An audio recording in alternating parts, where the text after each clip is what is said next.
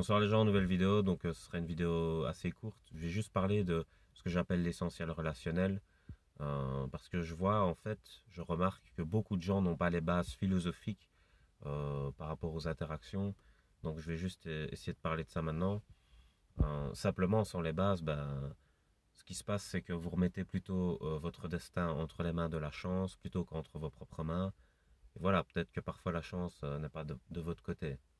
Donc, on appelle ça mettre la chance de son côté, en fait, quand on a de la connaissance plutôt qu'en restant ignorant. Donc, je commence. En fait, j'ai remarqué que philosophiquement, il y avait quand même pas mal d'erreurs par rapport à l'amour, par exemple. Euh, je remarque que des gens disent que le contraire de l'amour, c'est la haine, ou que des gens disent que le contraire de l'amour, c'est pas la haine, c'est l'indifférence. Et en fait, aucun des deux n'est juste. Si vous prenez la haine, c'est le contraire de la peur. La peur, c'est de la haine envoyée vers l'intérieur, et la haine, c'est de la peur projetée vers l'extérieur. Donc, quand il y a une déstabilisation émotionnelle, c'est ce qui se passe. Alors, l'amour, il est au juste milieu entre la haine et la peur. Ça veut dire qu'il n'y a ni haine ni peur, parce que les deux s'annulent, se compensent. Euh, il y a ça avec la joie et la tristesse. La joie, c'est le contraire de la tristesse. Et quand il y a le juste milieu entre les deux s'annulent et se compensent. Pourquoi? Parce que la tristesse, elle a une certaine profondeur, la joie a un certain enthousiasme, mais la joie est superficielle et la tristesse est dépressive. Vous voyez, mais quand les deux s'associent, bah, les, ça devient la perfection de l'amour. Alors après, le contraire de la différence, et là on en vient à la différence. Le contraire de la différence, c'est pas l'amour, puisque l'amour n'a pas de contraire. Le contraire de la différence, c'est la passion. Pourquoi? Parce que si on prend la différence et qu'on fait une traduction climatique de la différence, c'est la froideur. Être indifférent, c'est être froid. Alors, quel est le contraire du froid? C'est la chaleur.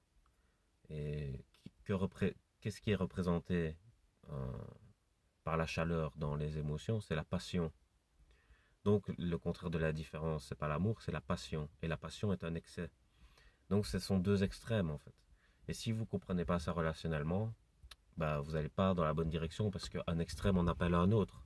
C'est-à-dire que si vous êtes trop indifférent, vous allez appeler la passion, et si vous êtes trop passionné, vous allez appeler l'indifférence. Vous allez vous demander pourquoi il y a la conséquence de ce qui se passe, parce que ça s'équilibre tout seul en fait. Alors je vais expliquer ça avec le climat. Par exemple, quand vous avez une atmosphère trop lourde, qui fait trop chaud, il y a des orages. Les orages, ils viennent faire quoi? Ils viennent refroidir l'atmosphère. Pourquoi? Parce que la foudre tombe et les particules qui sont montées en l'air, elles redescendent dans le sol en fait, pour se rééquilibrer. Parce qu'il y a trop de particules de même pôle en haut et trop de particules de même pôle en bas et il faut remélanger. En fait. Et donc, vous avez ça aussi au-dessus des volcans. Par exemple, quand il y a une éruption volcanique, tout de suite, il y a plein de nuages qui viennent et il y a plein d'orages comme ça au-dessus du volcan parce que c'est pour rééquilibrer la projection des particules du volcan vers le haut. Elles sont tout de suite renvoyées vers le bas pour que ça se remélange. Alors, dans les relations, vous avez ça aussi. Par exemple, être collant, on appelle ça. Être collant, c'est plus être dans la passion. Ça crée une atmosphère trop chaude. Il y a trop de chaleur humaine, en fait. Il y a trop de proximité. Et donc, l'atmosphère devient lourde. Que se passe-t-il naturellement pour rééquilibrer? Ce sont les orages. Les orages, on peut traduire ça par quoi? Par une dispute. C'est-à-dire que quand l'atmosphère devient trop lourde, il y a une dispute. Et donc, c'est pour rééquilibrer. Maintenant, ce qui ne va pas dans le climat, c'est quand ça arrive trop souvent. C'est-à-dire que le climat est vraiment déséquilibré s'il fait trop chaud puis orage, et que jamais vous avez un climat stable, où il fait bon vivre en fait. Et imaginez, par exemple, où il y aurait, une vie où il y aurait éruption volcanique, orage, éruption volcanique, orage, éruption volcanique, orage. Ce serait invivable en fait. Donc c'est pour ça que ça craque au final. Alors, une société trop indifférente, c'est une société qui va générer en elle-même beaucoup d'éruptions volcaniques, c'est-à-dire beaucoup de colère, de passion, parce que il fait trop froid. Trop froid, c'est quoi? C'est comme si vous viviez au pôle Nord. Vous vivez au pôle Nord. Quel est votre premier besoin? Avoir chaud. Donc, qu'est-ce que vous allez essayer de faire si vous êtes au pôle Nord? Allumer un feu. Vous allez essayer de mettre le feu parce que vous êtes dans le froid de la différence. Donc, c'est ça qui se passe en fait. Et donc, les gens qui ont grandi dans la différence, eh ben, ils ont plus des tendances pyromanes parce qu'ils veulent compenser en fait. Ils veulent rééquilibrer cette différence.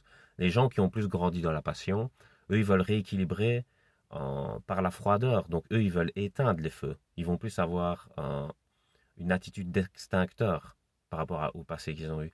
Donc, eux, ils vont plus être dans le fait de vouloir éteindre les feux, comme je dis. Euh, et donc, il y a quelqu'un qui allume un feu et l'autre qui l'éteint.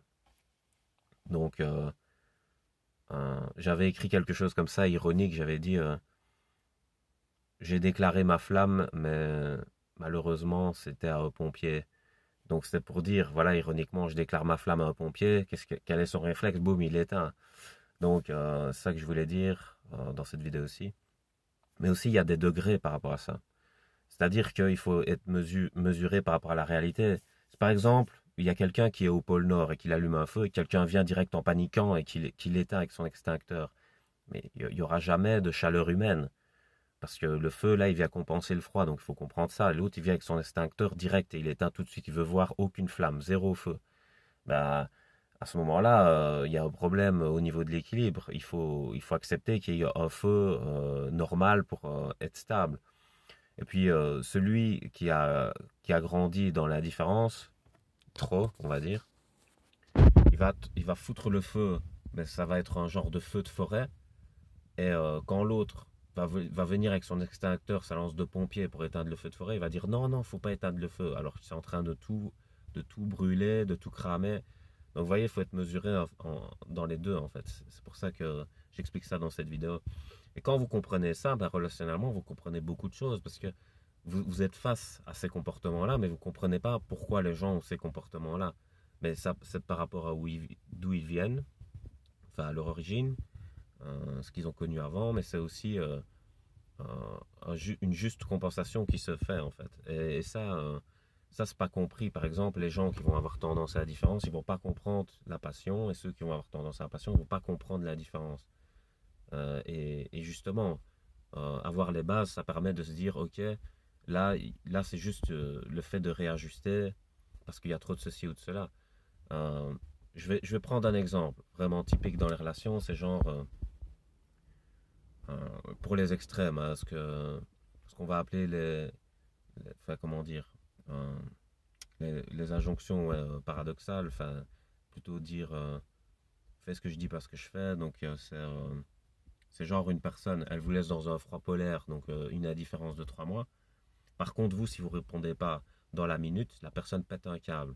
Ça va pas. Parce que la personne ne comprend pas, euh, elle n'a pas le sens de l'équipe du tout. Vous voyez ce que je veux dire? Ou alors, qu'est-ce que je pourrais trouver d'autre comme exemple? Enfin, je sais pas, c'est déjà un bon exemple. Pour pas foirer la vidéo, bah, je vais juste m'arrêter là. J'espère que ça vous aura plu et que vous comprenez maintenant comment vous devez vous comporter. Euh, et pas exiger de l'autre ce qu'on fait pas soi-même. Ça, c'est la base aussi. Ça. Donc voilà, je vous laisse. Bonne soirée.